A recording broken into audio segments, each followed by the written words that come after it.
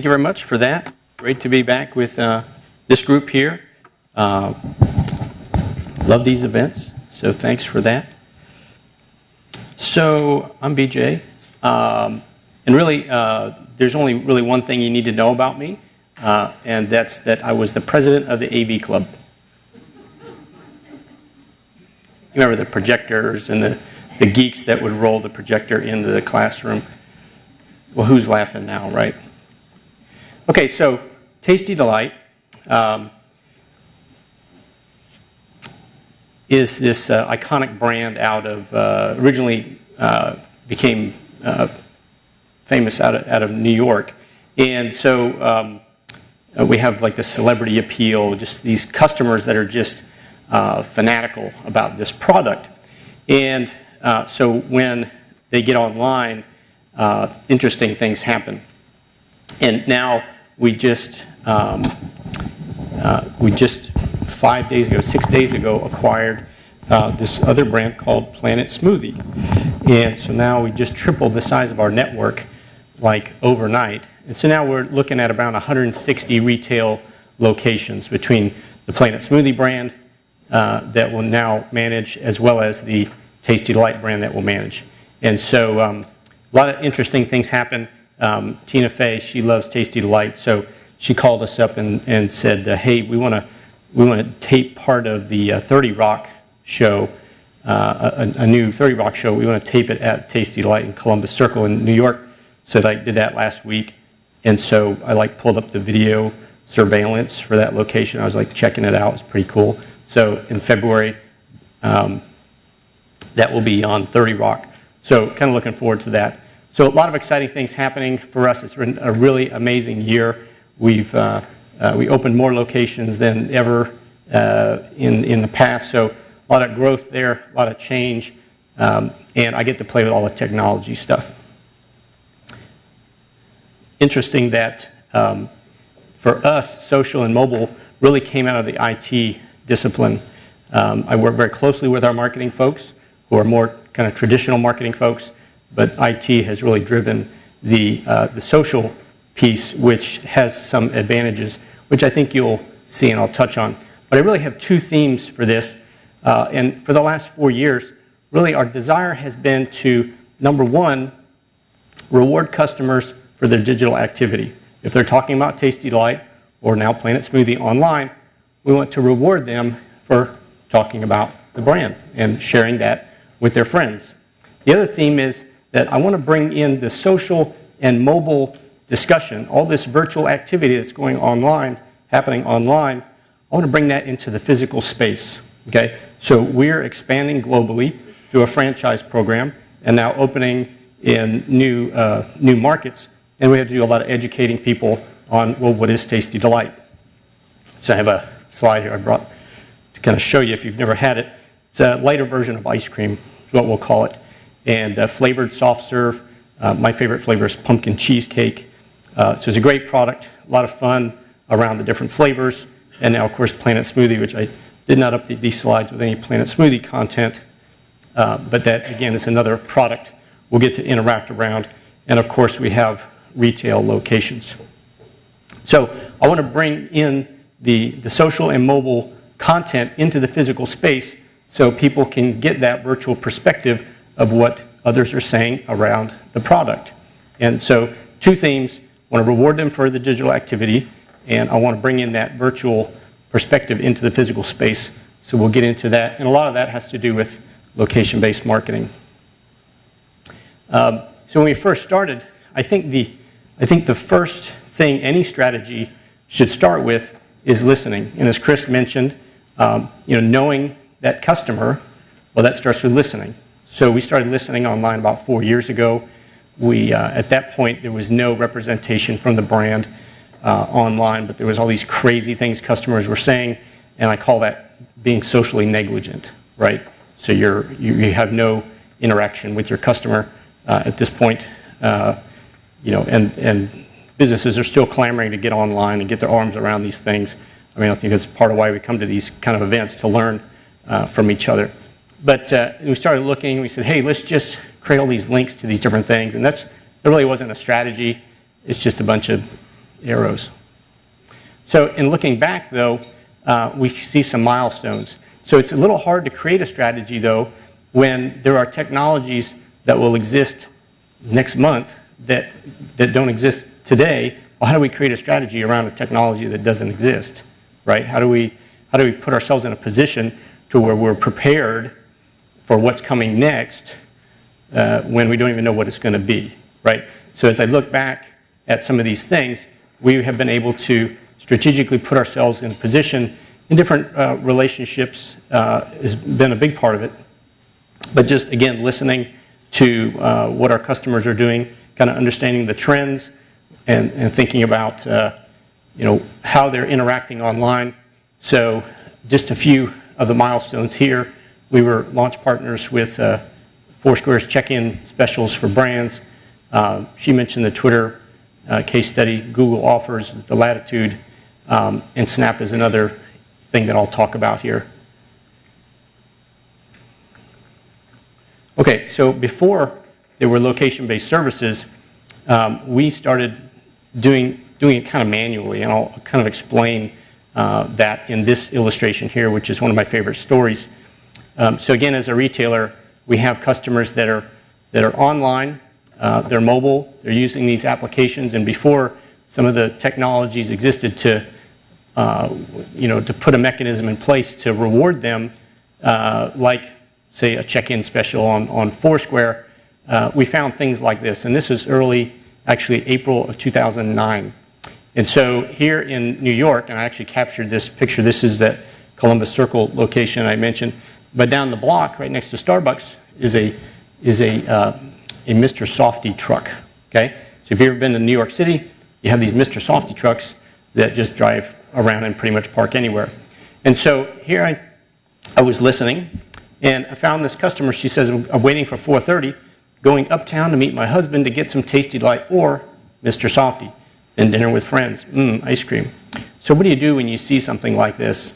And now, of course, there's different opportunities with different mobile applications to reach these types of customers. But at the time, we were pretty much doing it manually. And of course, listening is part of that. And so, of course, what do you do on Twitter when you see something like that? Well, you just follow the person, right? And so she comes back and says, oh my gosh, Tasti D is now following me on Twitter. Quick, where's Mr. Softy? Right? So for the record, Mr. Softy never responded. And so they were being socially negligent. So I said, well, she wants to have some fun with it. So I sent her a message. I said, I'm not sure you'll find them twittering from their trucks. How about a coupon? What location are you headed to? So here's this person in the middle of making a purchase decision, right? And, what's the opportunity? Well, Mr. Softy had the same opportunity that we did, okay? So, and the result was this. True, thanks. I followed some of your previous tweets and found the Valpak coupons. Got a yummy brownie batter cone. Thank you. So, we had been investing in that community and putting some good content there, and she found that and was able to, then she went. And so just a positive result out of catching someone in the middle of making that decision.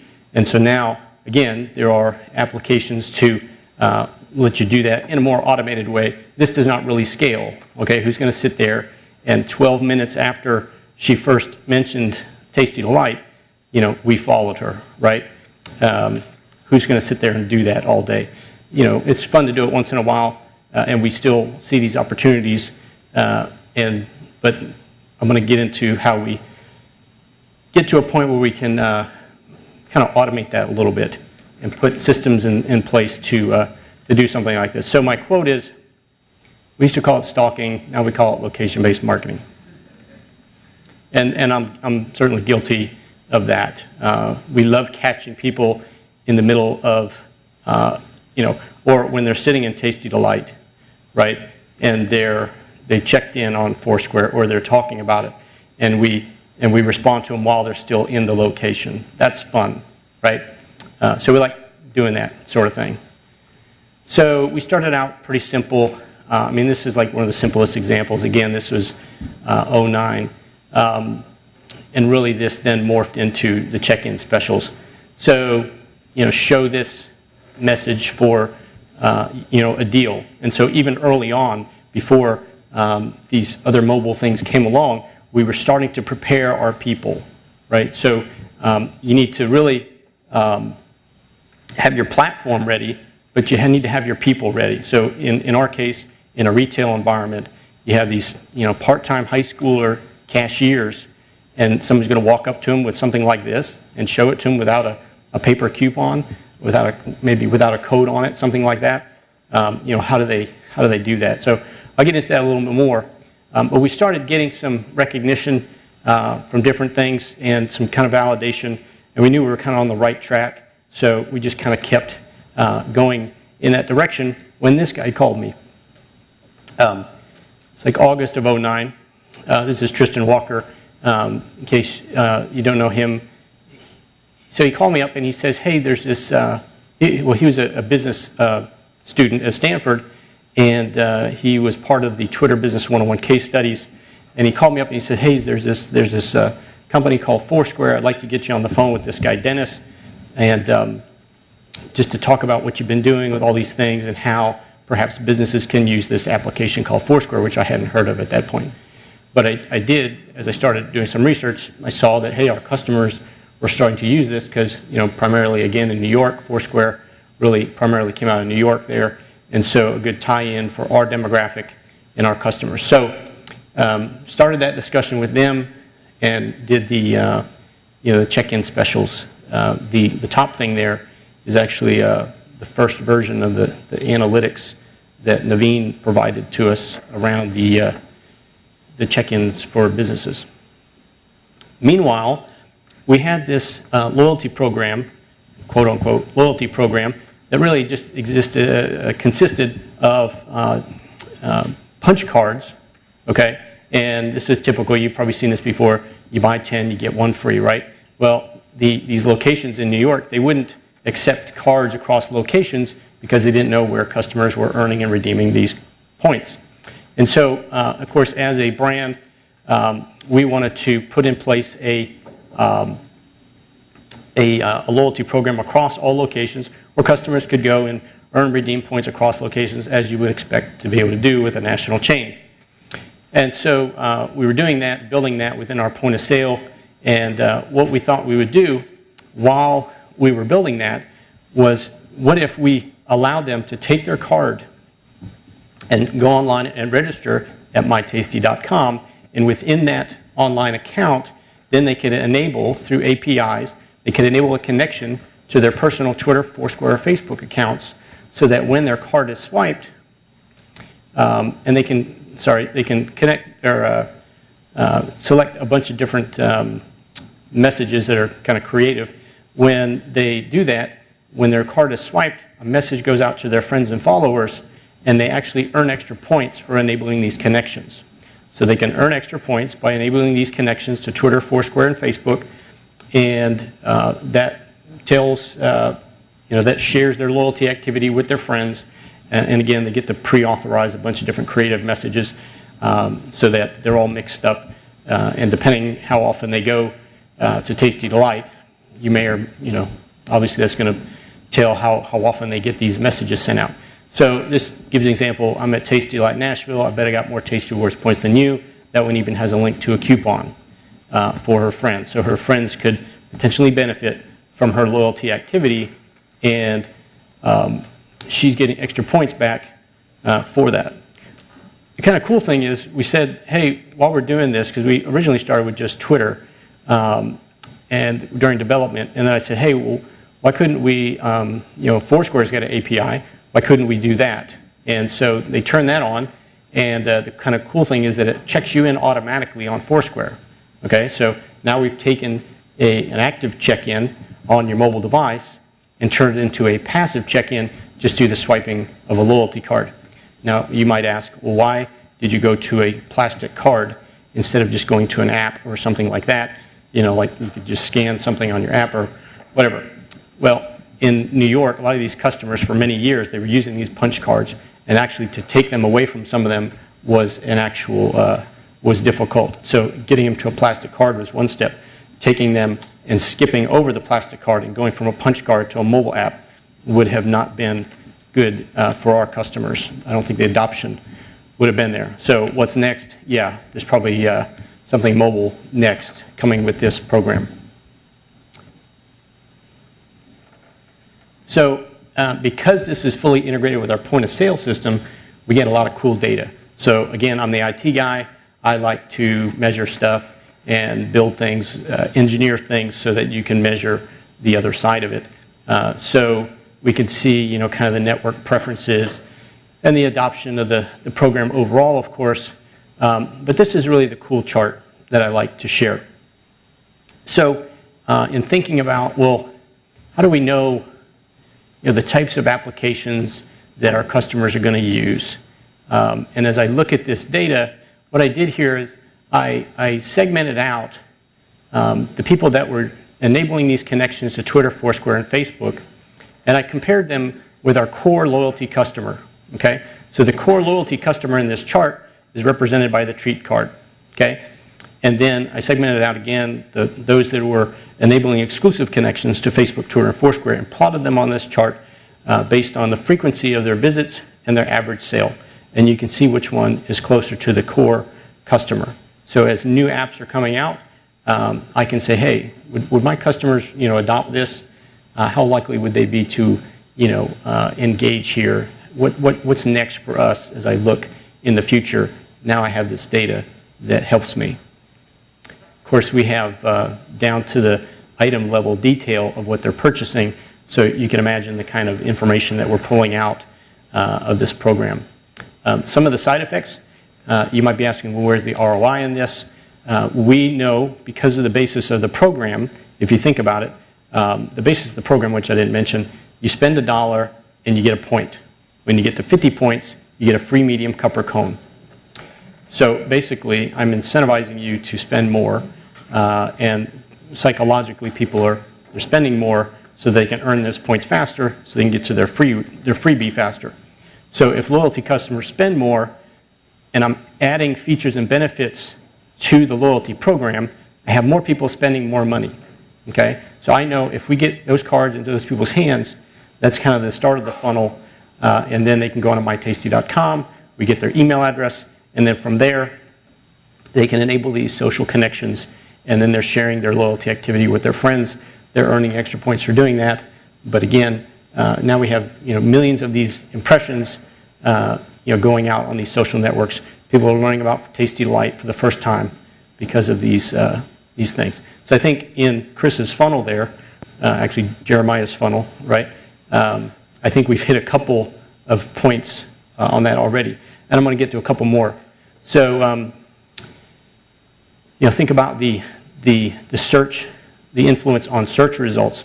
I'm already getting Google alerts for some of these automated tweets and things, which is interesting. I'm getting better visibility to and connections to our core customers. So multiple touch points there. They're loyalty customers, but then on Twitter I can follow them there and engage with them there as well. Press, awards, and books. I'll just briefly share a lot of different things. I was able to demonstrate this on CNBC some time ago, 4 different awards, and this is all actually offline press in different magazines and things. So this year, in 2011, 6 different books were published featuring or profiling our case study for this program. I was asked to write the foreword for Location-Based Marketing for Dummies. Aaron Strout and Mike Schneider, great resource there.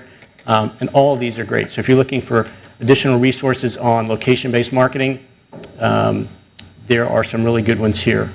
Power of Foursquare, that's a good one. Third Screen, Chuck Martin, all great resources. So I want to talk just a minute about mechanics versus dynamics. So the story goes like this. I had a customer walked into Tasti D Lites. She loves being mayor on Foursquare, and she loves Tasti D Lites. So she goes into Tasti D Lites. We run check-in specials, and so she's standing in line, and she checks in on Foursquare so she can redeem the special that she's about to show the cashier. But as she checks in, guess what? She becomes the mayor of Tasti D Lites. This is in Brooklyn. So she's really excited, all right? and a lot of emotion involved in some of these gaming elements as people compete with each other. And so she checks in, she's really excited, she's got to tell somebody, but she goes up to the cashier and she just says, you know, I checked in and can I get my dollar off, whatever. And so the cashier, she gets the mechanics of the program right, okay, which is part of it, you know. So when someone shows their phone to the person behind the counter, the person needs to be able to push a button on the point of sale system that gives them the right promotion. And so, you know, you can't look at them, you know, with a blank look like this girl and you know, say, well, I don't know what that is. You need a paper coupon or whatever. So you got to be able to execute locally, right? You got to be able to know the mechanics of the program. But there are dynamics as well, okay? There's emotion involved around these things. And so the girl says to the cashier, she says, I'm so excited. I just became mayor of Tasti D Lites on Foursquare. And literally, this is what the cashier said. This is not a picture of one of our cashiers. But this is what I imagine she looked like. She says, you're the mayor on Foursquare? What does that mean? And so the girl, literally, a customer said to her, well, that basically means that I'm your most loyal customer, okay? So we totally failed, right, on this one. We got the mechanics right, but we totally, you know, we totally lost this opportunity, or missed this opportunity to celebrate with our customer, okay? So this is what I go through in training now with all our franchisees. I say, hey, you need to understand that you have a mayor. There's, you know, and I just talked to all the Planet Smoothie people yesterday at the first annual conference yesterday and explained to them this very thing, that, you know, there are people that are excited about our product, of course, and they're excited about being mayor on Foursquare or whatever it is. You know, so how can we celebrate with them, recognize them, and reward them, which I'll get more into here and show you some more examples. So let me back up. So the girl, I got a hold of this customer, and she told me her story, and I was just kind of, it was a tragic story as far as I'm concerned, with the whole, you know, we failed to recognize or celebrate with her. So this TV station in Japan called us up and said, hey, we want to profile, you know, what your business is doing with Foursquare, and we need some customers to interview them. And so, so how did I make it up to this girl? Well, I put her on TV in Japan to like 6 million people. So here she is interviewing for TV Tokyo, Channel 7 in Japan, and sharing her story, how she likes to become mayor and earn badges on Foursquare. So that was kind of cool. So one of the other things, actually, other things that we did related to mobile early on, if I haven't said it yet, we don't actually have an app per se. We've done just about everything else except have an official app. And I'll show some of these things. But here's one of the applications that we did, which is really part of our website. So with Tasti D Lites, you have these soft serve machines. We have over 100 flavors, but we can't put all those in every machine every day. So we have like maybe 4 or 6 flavors of the day on tap. So you might have cake batter in a given day, you know, New York cheesecake, any of these flavors which are on tap in the machines. And perhaps you want to know or get an alert when your favorite flavor is on tap. Or you just want to know that, hey, what flavors are on tap today? Just send me, you know, a text or an email with all of them. So this is kind of like an early, and we have, geez, almost 1,000 a day go out now of these flavor alerts. So we can capture their email, capture their cell phone number, of course, and then we can do other things with that as they opt in for additional information. So, and then we obviously get the data around, you know, our favorite flavors, which I'm going to show you what the next step is for that here in a minute. So I talked about bridging this gap between the virtual content, what's going on there, and bringing that into the physical location so people have visibility to what people are saying online about the brand. This particular application here, we thought, well, why don't we just put a tablet in our locations there, and we'll call it the Tasti Pad. Does that make sense? Tasty Pad. I came up with that myself, in case you didn't guess. So here's the thing. We have it in a mount, and we put it on a wall or whatever. And so customers can go in, and they can look at nutritional information for each flavor. They can look at a calendar. They can find other locations. They can register their treat card, sign up for flavor alerts, learn about franchising, sign a guest book, things like that. So this is something that we kind of put in place. We thought it made sense to put a bunch of different functions on here. So really now we've gotten into the support piece. So we're reaching new customers in different ways, but then when they come into the location and now they're saying, hey, I've just learned about Tasti D Lites, I'm trying it, it's great, but I need to know maybe more about it. Where else can I get it? What's the nutritional profile of this product? Things like that. So this is really more of a support mechanism.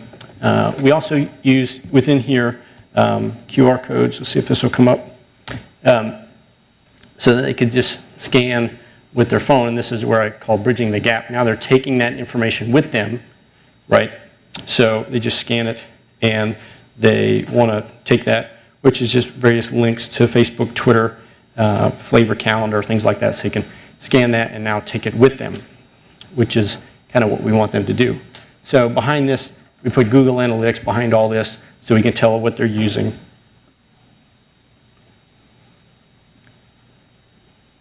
So I mentioned the part of location-based marketing is what's called digital out-of-home. And now there's all kinds of solutions available for integrating the social and mobile content into digital displays within a retail or brick-and-mortar location, right? And you see that, of course, in places like Times Square, but what about at the point of sale within a location? So we do things like tasty tweets in a kind of a slideshow within our poll displays. So you see your information there, but then here's overheard on Foursquare. So we take tips from Foursquare and put them in there. And we could pretty much do anything with this. These kind of cool little digital displays. So this is kind of part of our point of sale system. One that I really like is called Screenscape Net.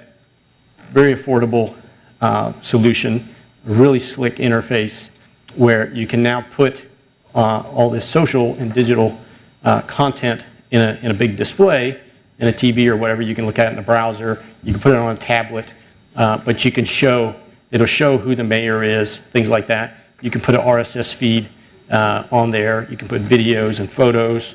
So a lot of different things that you can do with this show that there's a check-in special there, different tips, all kinds of things with that. Screenscape Net, really cool application.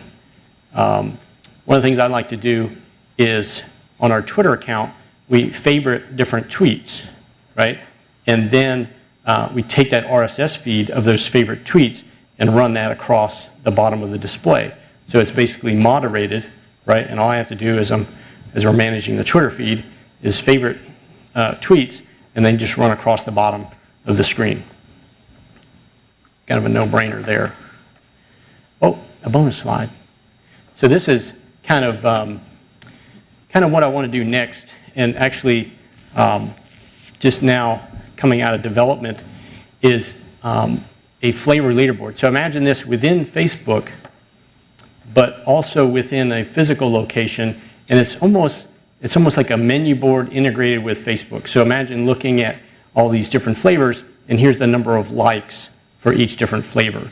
So now where people, and maybe we put this on the tablet or maybe we put this on our digital displays so people can look at it and then they can actually go on their mobile device and vote for their favorite flavor. Or they're doing it on Facebook or they're doing it in the physical location. And so that then gets shared with their friends on their wall that, hey, I just voted for red velvet cake or pumpkin pie. And so this would then automatically reorder itself based on the number of likes that each flavor got. So like I said, we have over 100 flavors, but now I put the top 40 in here. Thought that was a good number to fit in there. And now we'll have people liking those. And then there's also at the top there, you can't really see it, flavors now trending. So it's kind of like trending topics on Twitter, but it'd be like a trending flavor, right? So in the last 24 hours, these are the flavors that have gotten the most likes, and so people say, hey, help me vote for my favorite and get that up to the top. So that is, I think that's my last slide. I know I ran through a lot there, which was kind of quick. Just the moral of the story here, find out how your customers are engaging. Again, the strategy starts with listening, right? Knowing your customer intimately. We've thrown a lot of mud up on the wall here, and some of it has stuck, some of it hasn't. We've made a lot of mistakes, but I think we have a good idea of how our customers are engaging around our product, right? Build systems and apps that enable them to share. So get your platform ready and get your people ready. Celebrate with these customers. Get creative with mobility, but be responsible. We didn't want to just flood the Twitter stream with a bunch of stock messages, so we mixed them all up and added some creative ones. We wanted to be responsible with that around the loyalty integration. Think long term, take a risk, and invest in relationships. And if a Stanford business student calls you and asks you for your help, take the call. That's it. Thanks.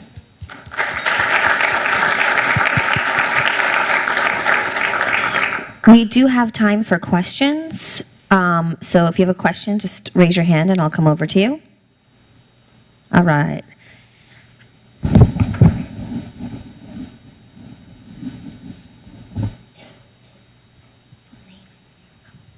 Yeah, Mac Riggin, and it's Chelan Fresh Marketing. We grow, sell, and ship fresh apples, pears, and cherries from Washington State.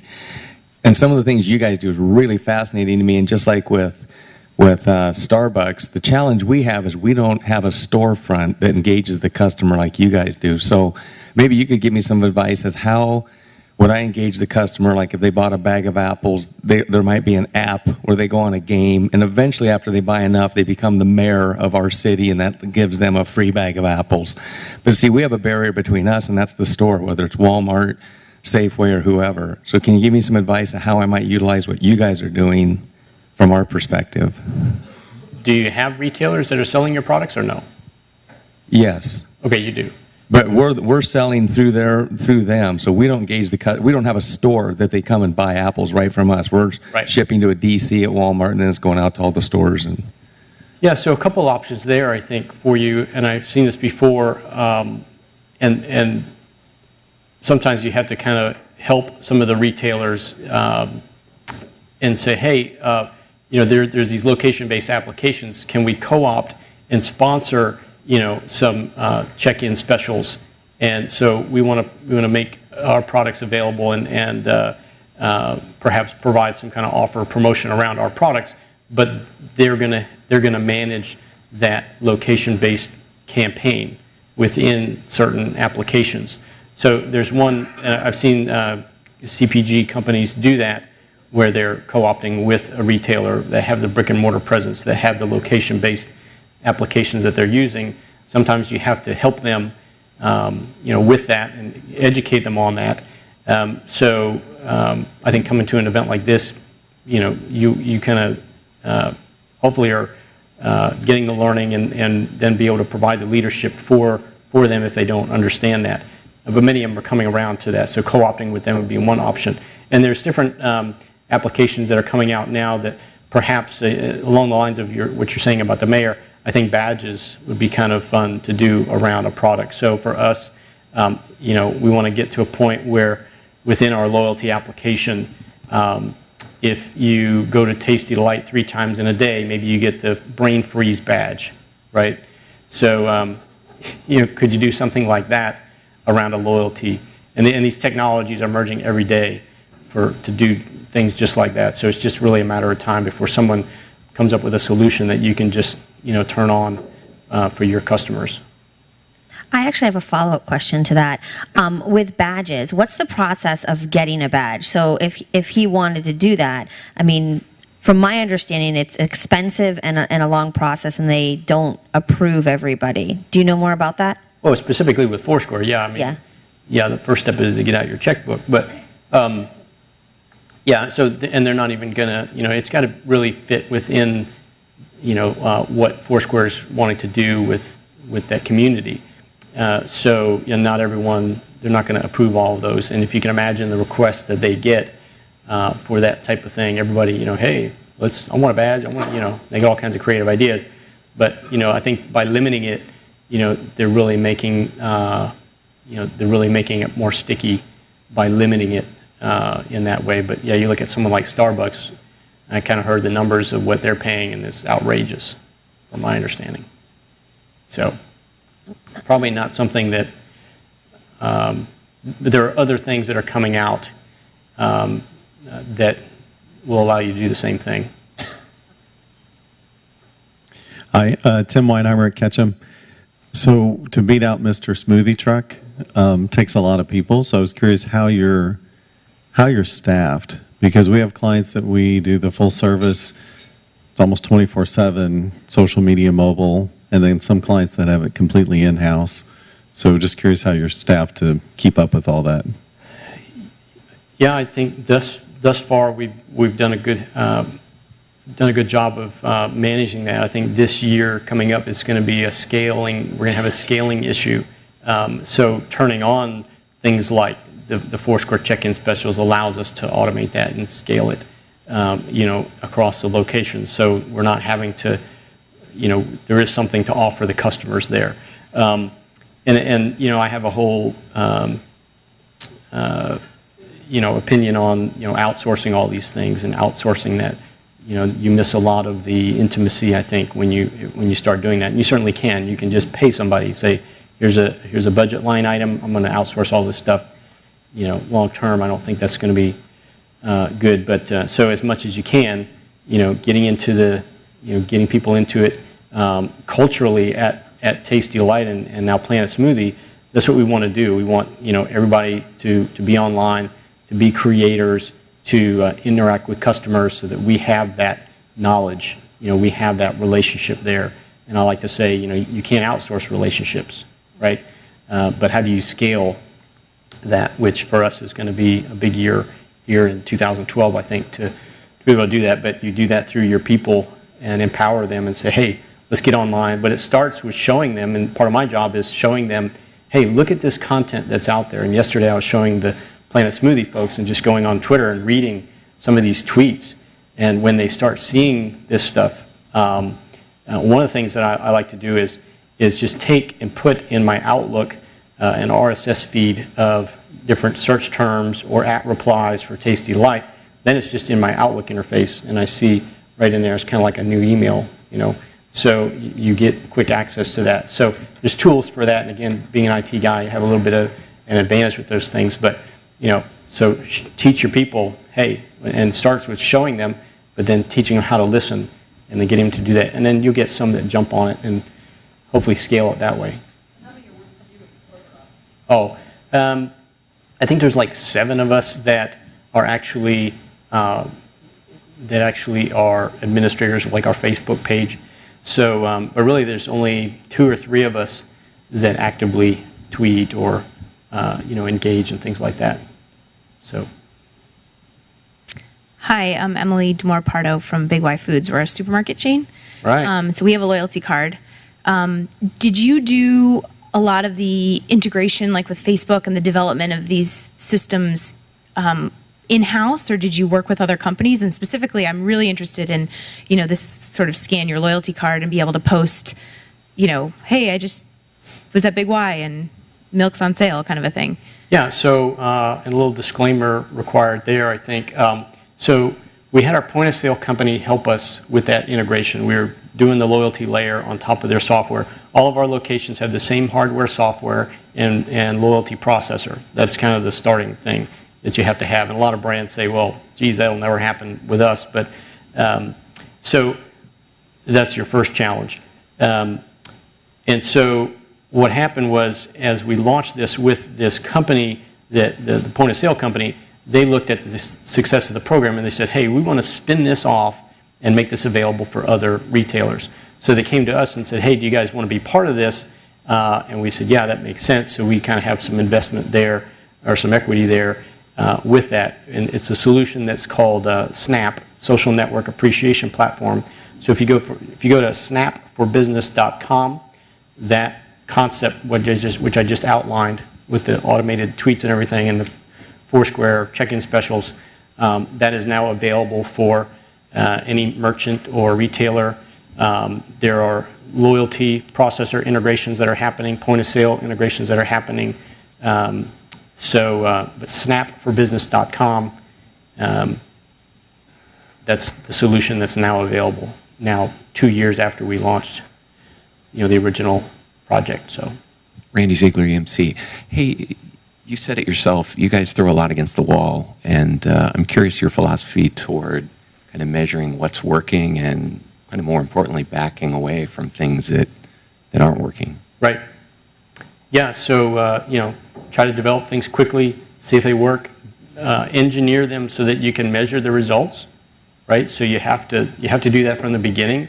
Is okay, what are the points of measurement for this campaign, right? So there are more points of measurement possible with the social and mobile than there are with traditional media, okay, television, radio. And so, whether it's impressions, clicks, check-ins, redemptions, those types of things, how do we create a QR code that we can track how many people used it? That's simple. So things like that, we have to engineer these campaigns, and I have the marketing department comes to me and says, hey, how we want to do this, and then the first thing I say, well, how do we measure, what are the points of measurement, how can we do that from a technology standpoint, and again, getting your IT people involved with that, at least for us, has been good, but so that would be my answer. Hope that's helpful. And I'll be around all day today. You again? You talked a little bit about the 16 or 17-year-old cashier, part-time, who kind of comes in for maybe a year or two and then takes off. What is the training process? You mentioned briefly that you go even to the franchisees and do training. What exactly do you do to communicate to these 16 or 17-year-old kids kind of how to not only know mechanically how to process a transaction, but also to celebrate with the customer? Right. I think on the mechanics side, Foursquare has done, at least with Foursquare, they've done a good job, I think, of trying to help businesses educate their employees. So they have like little posters that you can print out, and put in your location and say, here's what a check-in looks like. But I would say, and we teach our franchisees, of course, and we tell our franchisees, hey, get your people on these applications and get them to use them so they understand. Get them, have them take a treat card and register it online so they understand the benefits of the program so they can educate consumers or the customers on these things so they can increase adoption. So really it just pushes down for us in a franchise situation. I know you probably had just all corporate stores, right? And so get them to use the applications, use the tools that, like Foursquare provides with these little posters, and interact with them. Like like a lot of my friends on Foursquare are franchisees, so we interact there, and of course on Facebook as well. So actually use these tools yourself and get them to use them as well and interact with them so they understand and compete with them. Interestingly enough, our mayor on Foursquare at our corporate office is our attorney. So, good friend of mine. And we've been trying to oust him, but he's really religious about checking in, our attorney.